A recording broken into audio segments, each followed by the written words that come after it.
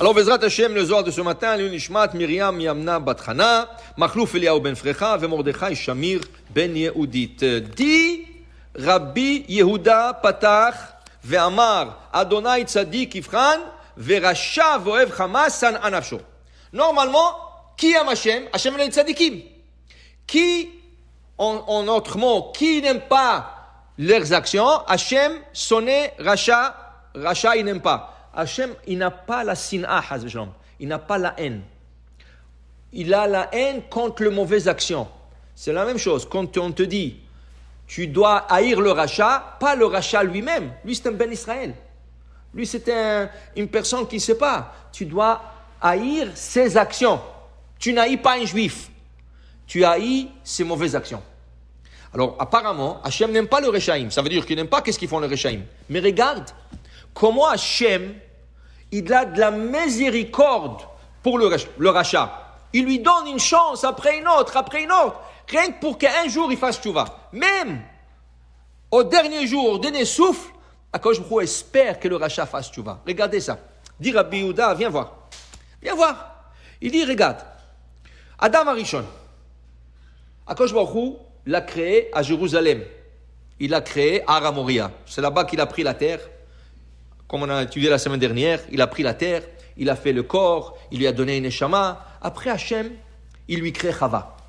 Hachem prend Adam et Chava, Vayanichem began Eden. Il le ramène dans un endroit qui s'appelle le jardin de Eden. Et qu'est-ce qu'il y a dans ce jardin? Que des arbres. Une beauté de jardin, que des arbres et des fruits qu'on nous, on ne connaît pas aujourd'hui. Il y avait plein de fruits qu'on ne connaît pas aujourd'hui. Il y avait tellement de fruits. Et imaginez-vous des fruits pas importés, congelés. Des fruits frais. Ils disent, quand tu prends un concombre et tu l'arraches de la terre et tu le manges, c'est pas du tout le même goût quand tu le manges une heure après. Une heure après, il n'a plus le même goût. Alors imagine-toi le Gan Eden qu'il y avait. Et Hachem lui dit, mon fils Adam, écoute-moi. Tu vois tout ce jardin? Je vais te donner une mitzvah. Toi et ta femme, je te donne une mitzvah. Je vous donne une mitzvah. S'il te plaît, passe dans le jardin et mange autant que fruits que tu peux. Chaque fruit que tu vas manger, ça va être une mitzvah pour toi. Un crédit dans ton banque à mitzvot. Je t'abbarre chez moi. Qu'est-ce que tu peux avoir moins que ça? Mieux que ça. Je mange un fruit, mitzvah. Je mange un autre fruit, 2 mitzvot. Tu as qu'à manger des fruits. Hachem lui dit, mais s'il te plaît, mon fils, Adam, écoute-moi bien. Tu vois, au milieu du jardin, il y a un arbre. Ça s'appelle Etz Ada'at Tovara. S'il te plaît, le fruit ne le touche pas. Mais ce n'est pas qu'il a interdit pour tout jamais.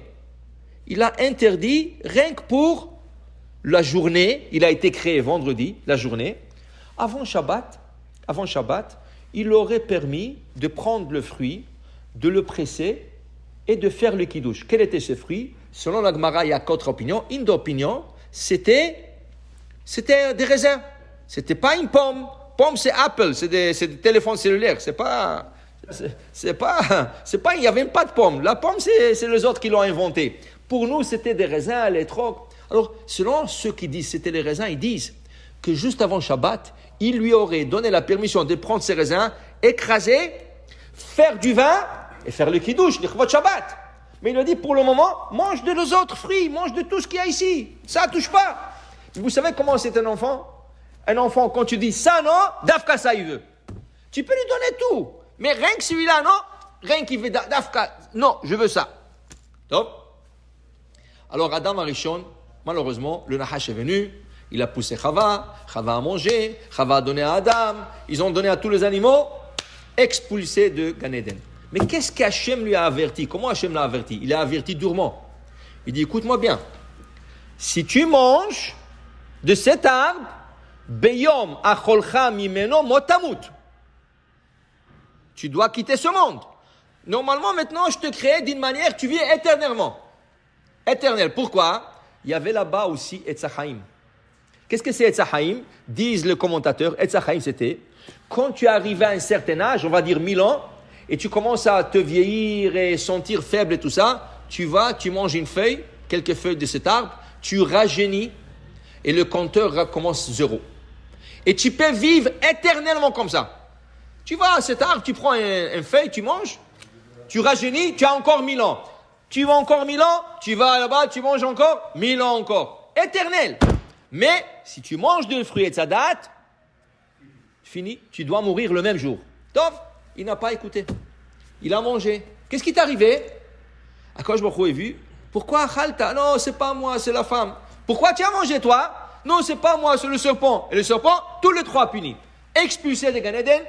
Et vient Hachem, dit Rabbi Yehuda, viens voir la grandeur d'Hachem, viens voir. Amarlo, il lui a dit, Beyom acholcha mimeno motamut. Le jour que tu mangeras, tu mourras. Maintenant il dit, Ve'orich ime rogze vitkayem yoma achad diu elef shnin. Akadosh Baruch Hu, il était patient avec lui. Il lui a dit, je te dis, le jour que tu mangeras, tu mourras. Mais je ne t'ai pas dit quel jour. Quel type de jour? Quel type de jour? Le Gaon Mevilna nous dit que la longueur de la journée d'Adam, à l'époque, la longueur de la journée d'Adam était de 83 ans de nôtre. Ça veut dire que lui, c'était pas 24 heures. C'est pas comme nous, 24 heures. C'était 83 ans. Alors, Hachem lui a dit, je ne t'ai pas dit quelle journée. Toi, ta journée fait le 83 ans. Moi, ma journée d'Hachem, c'est combien? C'est 1000 ans.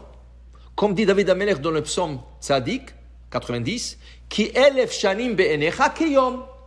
1000 ans dans l'espace, dans là-bas, dans le ciel, c'est keyom, c'est une journée sur terre. Parce que l'espace, c'est la théorie d'Einstein, c'est ça? Quand tu voyages à la vitesse de la lumière, okay, tu es dans une autre dimension, qui veut dire que là-bas, le temps, il passe plus lent. Okay, plus lent. Alors, qu'est-ce qui t'est arrivé? Hachem lui a dit, je te dis, le jour où tu vas manger, tu vas mourir. Mais je ne t'ai pas dit quel jour. J'ai pitié sur toi. Alors, je te donne 1000 ans. Il aurait pu l'enlever le même jour. Le même jour, il aurait pu l'enlever. Il a dit, Bayom, acholcham meno. Il dit, non, j'ai pitié sur toi. Yom Sheli, ma journée à moi, 1000 ans. Je te donne encore 1000 ans à vivre. C'est la première jour qu'il a été créé ce jour-là, vendredi. Il lui a donné 1000 ans. Adam Arishon dit, Rabbi Yehuda, moi aussi Adam Arishon, qu'est-ce qu'il fait? Inun Shivim Shana Masar le David Malka. Il a vu David Amelech, qui a dû naître et vivre 3 heures dans ce monde. Il dit non, qui c'est qui va écrire Tehillim et tout ça? Je lui donne 70 ans. Alors il lui a donné 70 ans. Combien il lui reste? 930 ans. Adam a vécu 930. Dit Rabbi Yehuda, c'est le Hesed d'Hachem. Hachem aurait pu le punir. Comment tu m'as? Je te donnais tout. Je te donnais tout le jardin d'Éden. Je te donnais une mitzvah. Et rien que pour un fruit, tu n'écoutes pas, tu n'es pas capable de te retenir. C'est pas possible. Okay? Avec tout ça, Akadosh Baruch Hu avait patience avec lui. Pour te dire, même si Hachem n'aime pas les actions de Rechaim, Hachem, comment il dit au début, Racha ve'oev Hamas san'a nafsho. Ou l'oev. Aval, mais quand même, il reste qu'Hachem a de la miséricorde. Et il est patient avec eux. Pour dire que il faut Hachem est karov lechol koreav. Hachem est proche de tout le monde. Lechol asher yikru bemet. Baruch Adonai le'olam. Amen ve amen.